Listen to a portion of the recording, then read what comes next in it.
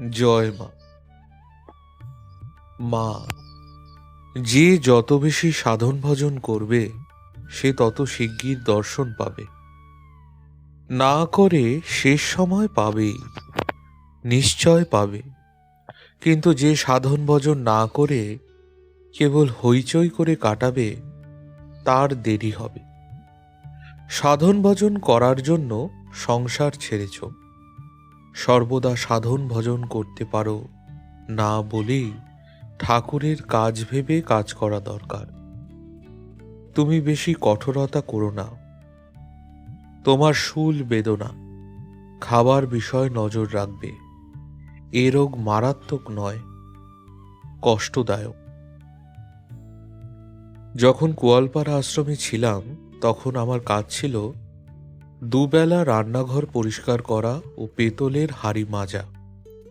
তখন বর্ষাকাল, হাঁড়ি মাজিতে মাজিতে হাতে হাজা লাগিয়া কষ্ট পাইতেছি। একদিন জয়রামবাটি যাইয়া মাকে প্রণাম করিতে মা জিজ্ঞাসা করিলেন, কি গো, ভালো আছো তো? আমি, বড় ভালো নয় মা। কেন? আবার কি পেটে বেদনা হচ্ছে নাকি?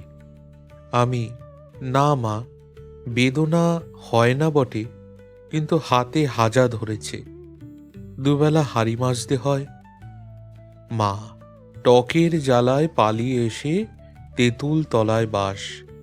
কোথায় সংসার ছেড়ে এসে ভগবানের নাম করবে, না কেবল কাজ। আশ্রম হলো দ্বিতীয় সংসার।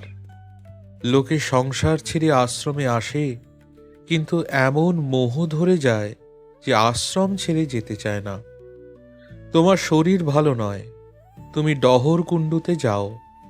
যতটা পারো ছেলে পড়াবে আর ধ্যান ভজন করবে।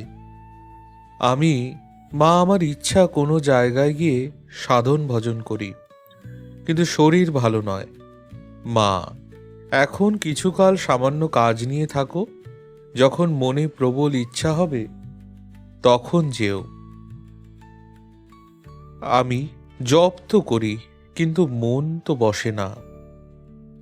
মন, মা, মন বসুক না বসুক, জপ করবে। রোজ যদি এত সংখ্যা করে জপ করতে পারো তো ভালো হয়। নমস্কার। জয় মা।